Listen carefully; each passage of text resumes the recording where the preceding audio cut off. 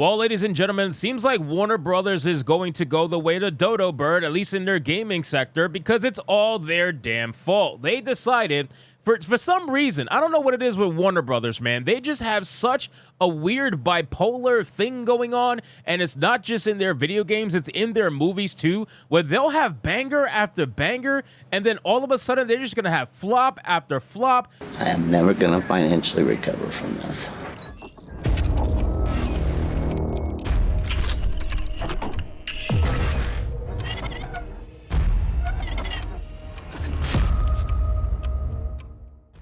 And while their bangers are huge, don't get me wrong, you got Barbie, you got Hogwarts Legacy, massive bangers. You also have massive flops on top of that. And it makes them lose so much money to the point where now we're going to be discussing how Warner Brothers is apparently looking to sell their stake in their video game business. Yes, ladies and gentlemen, the same company that decided to bring to you and to us as gamers Hogwarts Legacy, this same company that gave you fucking Barbie, is the same company that is now looking to sell off stake in their video game sector because of games like Suicide Squad, Kill the Justice League. Yes, ladies and gentlemen, when we say get woke, go broke, it is a multitude of things that are involved with that. It's not just the wokeness itself. It is the laziness. It is the bad gameplay. It is the broken gameplay. It's the bugginess. It is the terrible servers. It's all of it that comes with this mindset that says, hey, we are too big to fail. Let's get woke now. So let's get into this article, guys, from That Park Place. But of course, before we do, if you are new here, just consider hitting that subscribe button. I would greatly appreciate it, and like the video to push us out into that YouTube algorithm. Again, guys, bipolar to the max. When you come out with a game like Hogwarts Legacy, and then you want to follow it up with a piece of shit like Suicide Squad Kill the Justice League. I mean, what were you thinking? I have no idea. All I know is that in this article, they're going to go over how they're apparently looking to sell off stake in not just Rocksteady, because Rocksteady is the developer that they should sell off stake to, but no, they're apparently going to affect the Hogwarts Legacy developer as well, which again, I don't know why they're going to do that. So let's get into it. A report claims that Warner Bros. Discovery is allegedly looking to sell a stake in its video game business, which includes Mortal Kombat developer NetherRealm, Hogwarts Legacy developer Avalanche Software, and Batman Arkham City developer Rocksteady, among others. Well, you know, to be fair, That Park Place is not Batman Arkham City developer Rocksteady anymore. Now it's Suicide Squad Kill the Justice League developer Rocksteady. They need to be known for their massive recent failure. This latest report comes from Anna Nicolau and James Fontanella at Financial Times on August 6th of 2024. To the duo report that the CEO, David Zaslav, and CFO Gunnar are instead looking to offload smaller assets. They're considering offers to sell Polish broadcaster TVN or a stake in Warner's video game business, which holds valuable intellectual property to Harry Potter games, said people familiar with the matter. However, on the company's Q2 2024 earnings call, Michael from Goldman Sachs asked about the company's strategic value in regards to the company and whether or not the company views it as a core of its portfolio. The company's CEO and president of global streaming and games, JB Perrett, answered, I think we look at the evolution of storytelling and interactive entertainment as a space and say it's one of the unique areas in media that is growing in terms of time spent, growing in terms of engagement, and growing in terms of revenue. And so we will still see this as a huge opportunity for us. He continued, we know that our franchises, particularly in a world where the gaming industry launching brand new franchises is getting harder and harder for a number of reasons, including IDFA, depreciation, and more challenges with marketing and customer acquisition.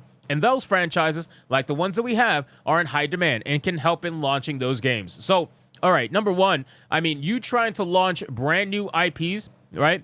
Or brand new games in general in the current climate of gaming, yeah, the reason why you're failing is because you decided to want to employ a company like Sweet Baby Inc.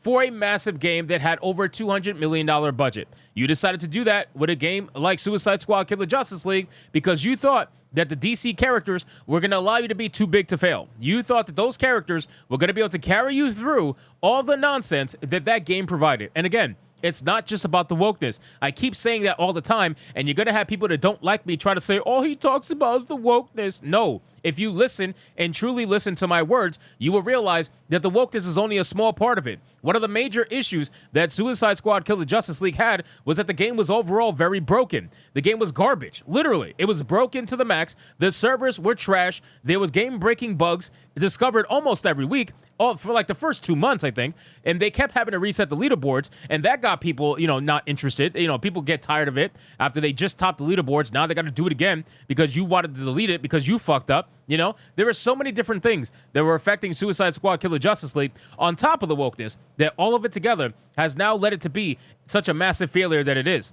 Then it says, now you still need a great game, he noted, which they didn't have, by the way. They didn't have that. They had a great game, right? They had a great game series. They had Batman Arkham, right? Batman Arkham, one of the best series probably in the recent 10 years memory that so many games have tried to mimic their combat system over. It was that good of a series, and you decided to give that up to make Suicide Squad Kill the Justice League because clearly that was a good choice.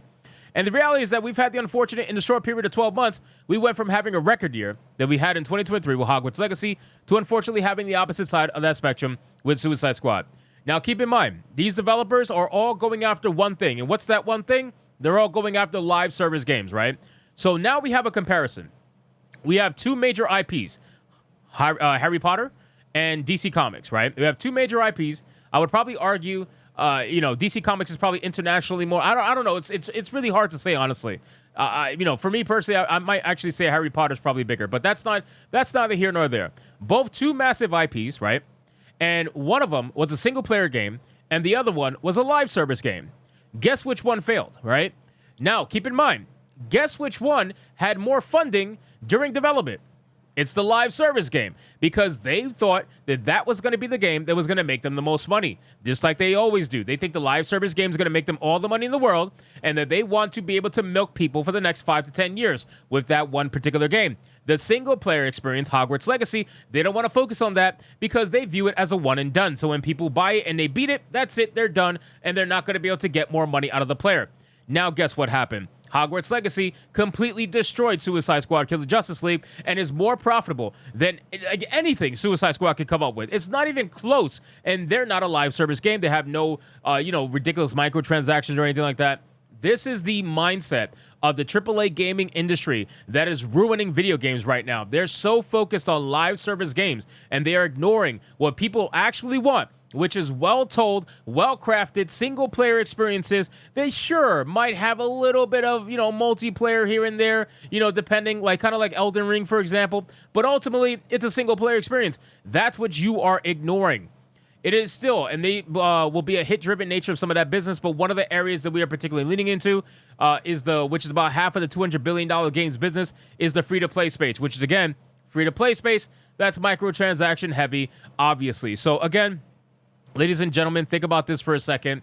Whether or not they sell, or they do, or they don't sell, it doesn't matter, man. At the end of the day, man, you hopefully they realize that they need to turn about face very quickly when it comes to Rocksteady. Get Rocksteady back on single-player experiences and release a single-player Arkham game and another single-player Hogwarts Legacy Part 2, which I know they're working on. If you release both of those games and keep the woke bullshit to a minimum or completely gone, I guarantee you, you're going to make back most of your money pretty easily. So anyway, guys, thank you so much for watching this video. I hope you did enjoy it. If you did, consider leaving me a subscribe. I would greatly appreciate it. Don't forget to like the video, comment, let me know what you thought, and I'll see you guys on the next one. Hypnotic out.